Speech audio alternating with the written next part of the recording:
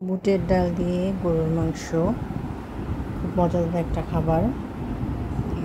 Normally মাংস যেরকম মজা হয়, বুটের ডাল দিলে আরেকটু অন্যরকম একটা টেস্ট হয়। তা দেখুন কি সুন্দর একটা কালার হয়েছে বুটের ডাল দিয়ে গরুর মাংস। এইরকম একটু গরুর মাংস রান্না করার রেসিপি এখন আমি বলবো। প্রথমে বুটের ডালটাকে আমি একটু পানিতে ভিজিয়ে রেখেছিলাম, ঘন্টাখানেক ভালো করে ছেড়ে বেছে ধুয়ে ভিজিয়ে রেখেছিলাম। এরপর মাংসটা রান্না করে নিচ্ছি। একটা প্যানে সরিষার তেল দিলাম, দিয়ে পেঁয়াজ দিয়ে দিলাম। মাংসটা এখানে পরিমাণে আমি নিয়েছিলাম 2 কেজির মতো বা তার একটু বেশি হবে। তার জন্য আমি হাতে মেপে 2 মুঠ বেশি করে পেঁয়াজ দিয়েছি। দিয়ে এখন আস্ত রসুন দিয়ে দিচ্ছি। রসুনগুলো আস্ত দিব, যেহেতু গরুর মাংসটার সাথে সিদ্ধতে অনেক সময় লাগে। এর মধ্যেই রসুনটা এমনি সিদ্ধ মিশে যাবে, আর বাটা রসুন দেবো না। পেঁয়াজ এবং রসুন একসাথে ভালো করে ভেজে লাল করে নিচ্ছি। আর গরম মশলাগুলো একে একে দিয়ে দিচ্ছি। দারুচিনি, এলাচ, লবঙ্গ দিয়ে তেলের ফোড়নের মধ্যেই ভেজে নিচ্ছি। পেঁয়াজটা ভাজা হচ্ছে, পেঁয়াজ, রসুন এবং গরম মশলার সাথে ভাজা হচ্ছে। এরপর মাংসের দিকে একটু ধুয়ে রেডি করা হচ্ছে। পরিষ্কার করে নিয়েছে মাংসটা। এখানে কী কী মশলা লাগছে আমি দেখিয়ে দিচ্ছি। এখানে লাগছে জিরা বাটা, হলুদ গুঁড়া, মরিচের গুঁড়া, তারপর ধনিয়ার গুঁড়া, বাটা জিরা এবং আদা বাটা। আর এই কয়টা মশলাই লাগবে, আলাদা আর অন্য কোনো কিছু দিচ্ছি না। এই পেঁয়াজ রসুন ভেজে যাওয়ার পরে এখানে আমি কষানোর জন্য পানি দিয়ে দিলাম। পানি দিয়ে এখানে আরেকটু দারুচিনি দিলাম, দারুচিনি কম হয়ে গিয়েছিল। তারপর পানি দেওয়ার পর যখন লবণ দিলাম, লবণ দিয়ে যখন একটু কষে একটু পানিটা কমে আসবে, সে সময় একে একে সব মশলাগুলো দিয়ে দিব। এখন পেঁয়াজ রসুনটা একটু সিদ্ধ করে নিচ্ছি, কষাচ্ছি আর কি। প্রথমে দিলাম এখানে হলুদের গুঁড়াটা দিলাম। প্রথমে আমি আগেই মাপ মতো নিয়েছিলাম, মরিচের গুঁড়া দিলাম। যতটুক মাংস ততটুক মাংসের মাপে সব মশলা নিয়েছিলাম। এটা জিরা বাটা দিচ্ছি, আদা বাটা দিচ্ছি, এটা আদা। আর এটা হচ্ছে ধনিয়ার গুঁড়া। ধনিয়ার গুঁড়া একটু পরিমাণে গরুর মাংসতে বেশিই লাগে। আর এটা দিচ্ছি বাটা জিরা। বাটা জিরা দেওয়ার পর আরেকটু তেজপাতা দিচ্ছি, আর একটু পাউডার জিরা দিয়ে দিলাম। দিয়ে এরপর এখন মশলাটাকে নেড়ে চেড়ে কষাবো। তেজপাতা দিলাম, মশলাটা ভালো করে মিশিয়ে দিচ্ছি, দিয়ে কষিয়ে নিচ্ছি। মশলাটা এভাবে ভাজা ভাজা করতে করতে কষাতে যখন মশলা দিয়ে একটা তেল ভেসে উঠবে, মানে মশলাটা একটু কষে তেল ভেসে উঠবে, সে সময় মাংসগুলো ছেড়ে দিতে হবে। এখানে মাংসটা একটু পরিমাণে বেশি হচ্ছে, 2 কেজি বা 1.5 কেজির মতো, যে কারণে গরম মশলাটা বেশি লাগছে। আর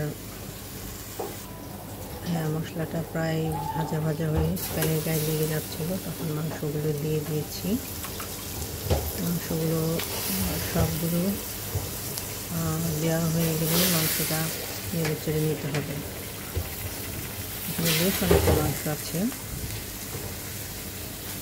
একবারে রান্না করে একটু ফ্রিজে বেড়ে রাখবো এবং কিছুটা খাবো, বাকিটা পরের দিন খাবো। যে কারণে একসাথে অনেকগুলো মাংস রান্না করেছি। মাংসটা এখন নেড়ে দিচ্ছি, উল্টিয়ে পাল্টিয়ে। প্রতিটা মাংসের ভিতরে মশলাটা যাতে ঢুকে যায় সেভাবে উল্টিয়ে পাল্টিয়ে নেড়ে দিচ্ছি। গরুর মাংস কিন্তু এটাই রেসিপি। এই মাংসটা এখন ভালো করে সিদ্ধ করে ফেললেই এটা হয়ে গেল গরুর মাংস রান্না, হয়ে যাবে এবং গরুর মাংস রান্নাটা হয়ে যাবে। ওদিকে বুটের ডালটা ভিজে তুলে প্রায় 1 ঘন্টায় কিছুটা নরম হয়ে এসেছে বুটের ডালটাও। ওটা আমি পাশে রেখে দিয়েছি। মাংসটা রান্না হয়ে গেলে তারপরে ডালটা দিব।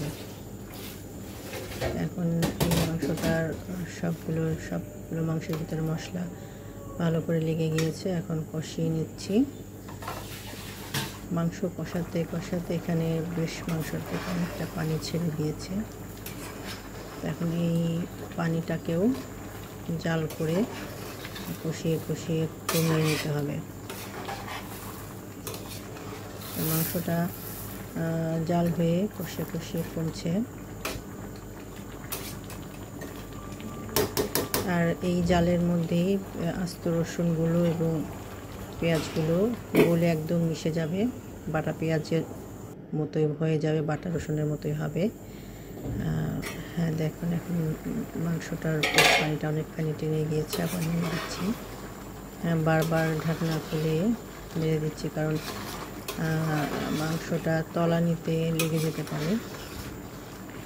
বারবার একটু নেড়ে চেড়ে দেখতে হবে যে তলানিতে যেন লেগে না যায়। এখন মশলাগুলো তো মাংসের ভিতরে একদমই মিশে গিয়েছে। এখানে মাংসটা সিদ্ধ হচ্ছে।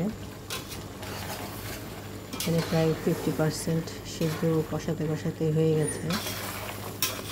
এখন এটার অল্প একটু পানি রয়েছে, পানিটা আস্তে আস্তে টেনে যাবে। টেনে গেলে আমি একটু গরম পানি করে রেখেছিলাম।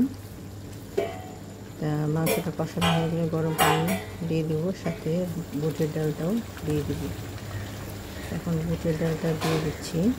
মাংসটা কষানোর পরপরই বুটের ডাল দিচ্ছি, কারণ মাংসটা বেশি একটা শক্ত ছিল না, তাড়াতাড়ি সিদ্ধ হয়ে গিয়েছে। বুটের ডালটা এখন দিলাম।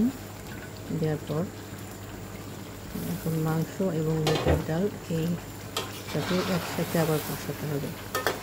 ভালো করে কষিয়ে কষিয়ে আবারও পানি টেনে যাবে।